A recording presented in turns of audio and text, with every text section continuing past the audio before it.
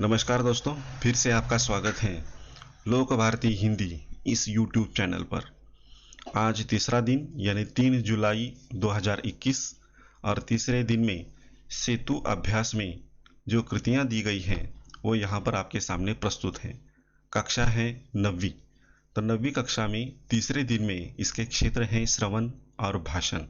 इन दो क्षेत्रों पर हमें इस कृति में विचार करना है। इसके लिए अपेक्षित कौशल देखिए।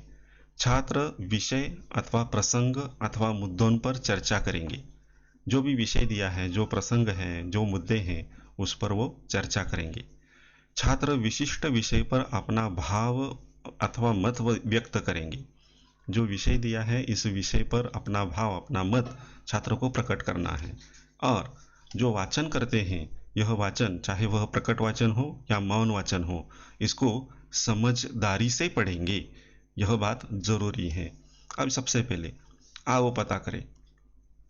निम्नलिखित विषयों पर अध्यापक छात्रों के साथ चर्चा करेंगे। छात्रों के साथ चर्चा करनी है। पहला विषय है बेटियों की शिक्षा तथा आत्मनिर्भरता। जो लड़कियां हैं, जो बेटियां हैं, इनकी शिक्षा पर ध्यान देना है। पुराने ज़माने में ऐसा नहीं था। पुराने ज़माने में बेटियों को, लड़कियों को सिर्फ घर में रखा जाता था, घर से बाहर कदम नहीं रखना है। लेकिन आज जो चित्र है वह बदल चुका है। तो बेटियों की शिक्षा, इनका महत्व क्या है तथा उनकी आत्मनिर्भरता बड़ी ज़रूरी है। तो इसके बारे में छात्रों के साथ हमें चर्चा करनी है कि उनके विचार कौन से हैं। और छात्र यहाँ पर अपने विचार हिंदी में स्पष्ट करें। भले ही उसमें गलतियाँ होगी, लेकिन फिर भी अध्यापक की सहायता से हिंदी में चर्चा करनी ज़रूरी है। दूसरा मुद्दा दिया है बेटी पढ़ाओ देश बचाओ। यह एक नारा है। तो इस नारे को सुनने के बाद छात्रों के मन में कौन से विचार आते हैं? क्या ये सही बात है? अगर सही है तो क्यों? किसी छात्र को लगता है कि नहीं ये गलत बात है, तो क्यों? और उसकी जो नकारात्मकता है वह सकारात्मकता में उसे हमें बदल देना है। तीसरी कृति देखिए। निम्नलिखित पंक्तियों का मौन वाचन करके छात्रों को स्वयं समझने के लिए प्रेरित करेंगे। पिछले साल यानी 8वीं कक्षा की किताब में गांव शहर यह कविता थी। प्रमोद शुक्ल जी की कविता है यह। तो इस कविता की कुछ पंक्तियां यहाँ पर दी गई हैं। इन पंक्तियों को पढ़ने के लिए कहना है और पढ़ने के बाद इसका अर्थ क्या है, इस कविता को समझना है। जो भी पढ़ा है उसे समझना है। इसलिए इस कविता को पढ़कर इसका अर्थ उनको समझना है।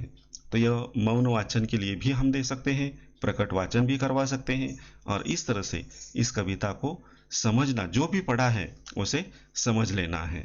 तो बड़ी सुंदर कविता गांव शहर यह थी। सूर सतिया के दोनों लड़के सूरत गए कमाने, गेहूं के खेतों में लेकिन गिल्ली लगी घमाने।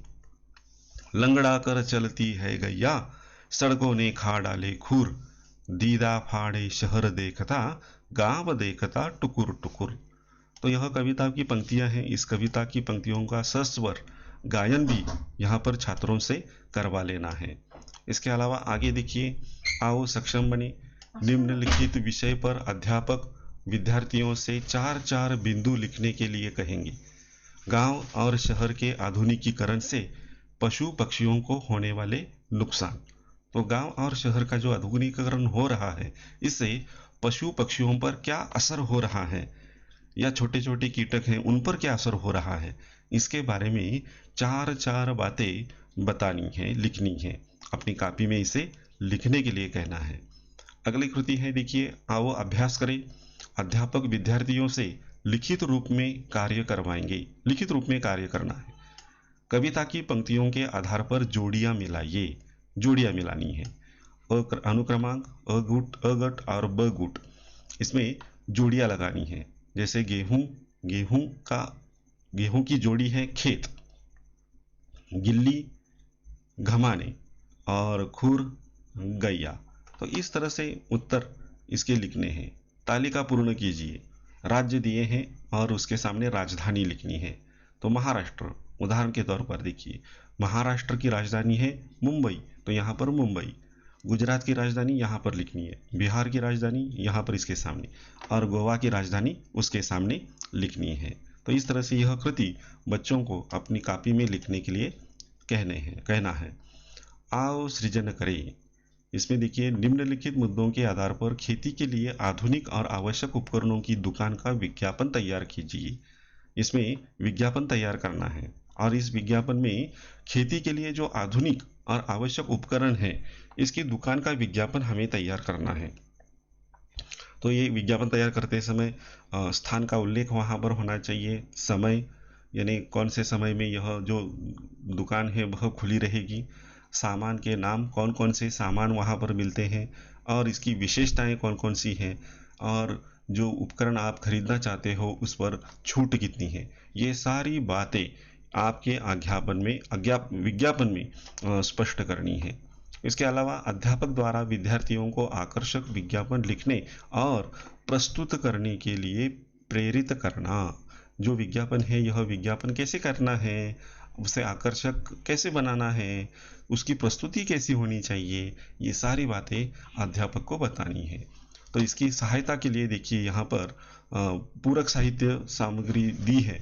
इसमें सबसे पहले 8वीं कक्षा की पाठ्य पुस्तक, जो ऊपर कविता दी है उस कविता के लिए, और विज्ञापन के लिए दीक्षा ऐप पर या यूट्यूब वीडियो देखिए और इस विज्ञापन को लिखिए।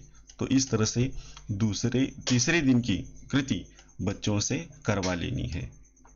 धन्यवाद।